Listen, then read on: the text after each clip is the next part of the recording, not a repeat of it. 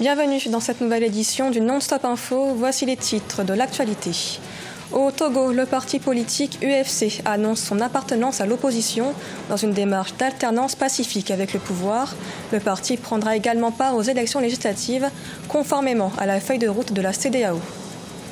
Au Soudan du Sud, le chef rebelle Riek Machar de retour à Djouba pour célébrer l'accord de paix, une célébration qui a eu lieu ce 31 octobre en présence du président Salva Kiir. L'accord signé en septembre dernier devrait mettre fin à 5 ans de conflit armé. Et puis, ouverture en Côte d'Ivoire d'un nouveau centre de valorisation des déchets, un moyen mis en place pour gérer les ordures dans les villes. La structure devrait recevoir plus d'1 million de tonnes de déchets par an. Au Togo, le parti l'Union des forces de changement réitère son appartenance à l'opposition parlementaire, mais n'écarte pas la possibilité de quitter la commission électorale indépendante. L'UFC a par ailleurs annoncé sa participation aux élections législatives par respect de la feuille de route de la CEDEAO. Reportage de notre correspondante Emifa Kofi. Depuis son accord avec le parti au pouvoir, Union pour la République, le parti politique Union des forces de changement a perdu de son poids au sein de l'opinion publique, selon des observateurs. Alors que beaucoup estiment que le parti présidé par l'opposant historique, Gilles Chris Olympio, a perdu son statut d'opposition depuis 2010, pour ses premiers responsables, l'Union des forces de changement est bel et bien un parti d'opposition qui s'inscrit dans une logique d'alternance pacifique et négociée. Notre approche, celle de la négociation coopérative, tient compte de notre histoire. Quand on est en politique, quand on a une mission à exercer, on se projette dans la durée. Au regard de cette alternance qui tarde à venir, d'aucuns estiment que l'Union des forces de changement a perdu sa crédibilité devant l'opinion publique togolaise. Dans cette négociation aujourd'hui, l'UFC n'a plus de force parce que depuis qu'elle a signé cet accord, qui je répète en soi au fond n'est pas mauvais, elle a perdu la plupart de ses militants. Je ne sais pas par quelle alchimie l'UFC peut encore négocier une alternance pacifique parce que le pouvoir ne se donne pas gratuitement. Ça se donne au cours d'une élection. Et l'UFC ne peut pas aujourd'hui aller à une élection, on le sait très bien au Togo, et même gagner ou même être 3e ou 4e de l'opposition. À ce jour, le gouvernement togolais prépare la législative pour le 20 décembre avec une commission électorale contestée par la coalition des 14 partis politiques de l'opposition qui n'acceptent pas comme allié l'Union des forces de changement au sein de la CENI. La classe politique attend la communauté économique des États d'Afrique de l'Ouest pour une sortie de crise. Au Soudan du Sud, célébration de l'accord de paix signé le 12 septembre. Une cérémonie a eu lieu ce 31 octobre à Djouba en présence du président Salva Kiir et de l'opposant Riek Machar. L'accord de paix vise à mettre fin à 5 ans de conflit armé. La population espère que celui-ci sera définitif. Les précisions avec Corinne Kamsefiem. Le 31 octobre 2018 pourrait marquer la fin du conflit interne au Soudan du Sud.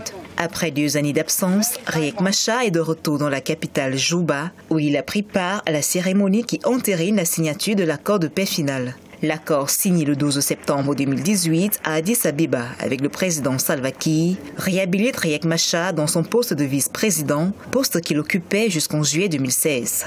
L'arrivée de Riek Machar à la capitale du Sud-Soudan démontre de la solidité de l'accord qui a été signé, mais surtout la pertinence des différentes mesures dont avait été assorti l'accord de paix. Précédemment, plusieurs accords avaient été signés qui ne prévoyaient pas dans le détail comment les 2 parties belligérantes allaient coopérer à la gestion de l'État. Cette fois-ci, il y a eu plusieurs mesures qui ont été proposées et qui ont été entérinées par les instances parlementaire. Le Soudan du Sud est le plus jeune État d'Afrique avec une indépendance acquise en 2011. Pourtant, la guerre y a déjà fait de nombreux dégâts.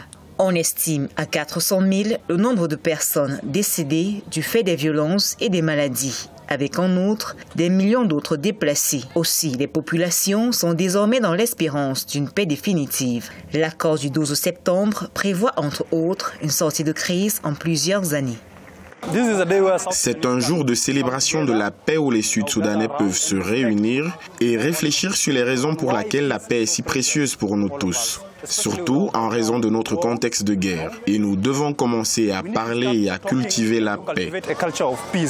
Cet accord de paix est le 3e depuis le début du conflit en 2013. Plusieurs violations des accords de cessez-le-feu par les 2 parties ont continuellement mis à mal les tractations pour une paix définitive. Dans l'actualité également, l'ONU renouvelle sa mission au Sahara occidental, un mandat renouvelé pour 6 mois. Cette prolongation serait indispensable à la stabilité de la région et à la mise en œuvre d'un accord politique. Le Maroc, le Front Polisario, l'Algérie et la Mauritanie devraient se rencontrer à Genève en Suisse les 5 et 6 décembre prochains pour mettre en place des discussions. Leur principal désaccord reste cependant le droit à l'autodétermination du Sahara occidental. La gouvernance en Afrique enregistrerait une lente amélioration en 10 ans. C'est ce que révèle l'indice Ibrahim sur la gouvernance en Afrique. Ce rapport annuel classe les pays en fonction de leur développement. Selon lui, les pays qui enregistreraient la meilleure progression sont le Kenya, le Maroc et la Côte d'Ivoire. Les explications avec Ange Nomenio. Sur 54 pays pris en compte, l'indice Ibrahim pour la gouvernance en Afrique de la Fondation Mo Ibrahim fait ressortir pour cette année 2018 le statu quo dans un pays, la détérioration de la gouvernance dans 18 pays et 34 autres ayant amélioré leur système. La gouvernance sur notre continent s'améliore lentement en moyenne. Environ 3 citoyens africains sur 4 vivent dans un pays où la gouvernance a été améliorée au cours des 10 dernières années.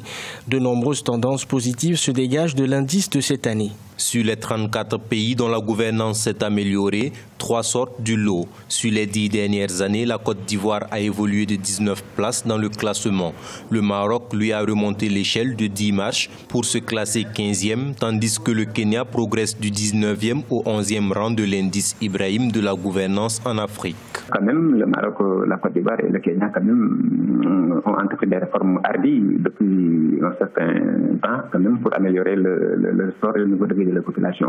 L'exemple qui nous intéresse le plus, qui nous aide le plus, c'est la Côte d'Ivoire, qui sort à peine d'une période de trouble et qui quand même traverse encore des moments d'incertitude, mais qui a repris avec la croissance. L'indice Ibrahim sur la gouvernance en Afrique prend en compte la sécurité, l'état de droit, les droits de l'homme et le développement humain. Il ressort de l'étude qu'en général, les gouvernements africains ne réussissent pas encore à transformer la croissance économique en une opportunité économique durable qui réponde aux besoins liés à la croissance démographique. Au Niger, la croissance économique devrait atteindre 6,5% en 2019 contre 5,2% en 2018. Des prévisions du FMI publiées après une mission à Niamey, une croissance encouragée par une bonne campagne agricole et la mise en œuvre de projets d'investissement.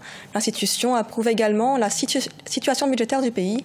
Le budget 2019 prévoit de mobiliser plus de recettes sur les 5 prochaines années. Un budget toutefois controversé dans le pays. En Côte d'Ivoire, un centre de valorisation des déchets devrait voir le jour ce 2 novembre. La structure devrait traiter plus d'1 million de tonnes d'ordures par an. Le projet, situé à Kouessiouen, près d'Abidjan, devrait être mis en place dans plusieurs villes du pays. C'est un sujet de Siamlo Victoria Sedji, commenté par Ange Nomenio. En Côte d'Ivoire, le nouveau centre de valorisation et d'enfouissement technique de déchets entrera en service à compter du 2 novembre 2018. Financé à hauteur de 40,73 milliards de francs CFA, il devrait recevoir et traiter au moins 1 250 000 tonnes de déchets par an. Selon la ministre de l'Assainissement et de la Salubrité, Anne-Désirée Oulouto, le centre démarrera ses activités par le volet traitement en attendant celui de la valorisation des déchets. De la gestion rudimentaire de ces déchets et permettre à ce que nous puissions moderniser la collecte des ordures en Côte d'Ivoire. Il faut éduquer en amont les populations sur la gestion des ordures, le tri des ordures avant de pouvoir effectuer ce grand travail. Et nous, organisations de la société civile, nous sommes disposés à accompagner le gouvernement. Selon les chiffres officiels, le district d'Abidjan produit environ 1 800 000 tonnes de déchets chaque année. 70% de ces déchets sont collectés et les 30% laissés dans la nature dégrade le paysage. L'ancien site de dépôt dans la ville d'Akwedo sera fermé le 15 décembre 2018. Sur le plan environnemental, il y aura un gros impact sur la qualité de l'air. Et nous attendons aussi la mise en place de ce que l'on appelle ici l'ANAGED, l'Agence nationale de gestion des déchets, qui n'a pas encore pris fonction. Il faut que cette agence s'étende sur tout l'étendue du territoire national et qu'elle ait les mesures, les pleins pouvoirs pour pouvoir gérer ces ordures. Pour réussir ce vaste projet d'assainissement, le gouvernement prévoit l'ouverture de centres modernes et écologiques dans les villes de Port-Boué, Anyama et Bingerville. Un projet très attendu car il pourrait générer des emplois selon des analystes. Ce journal a été réalisé par l'ensemble de la rédaction. Merci de l'avoir suivi. Dans un instant, retrouvez une nouvelle édition de l'information sur Africa 24.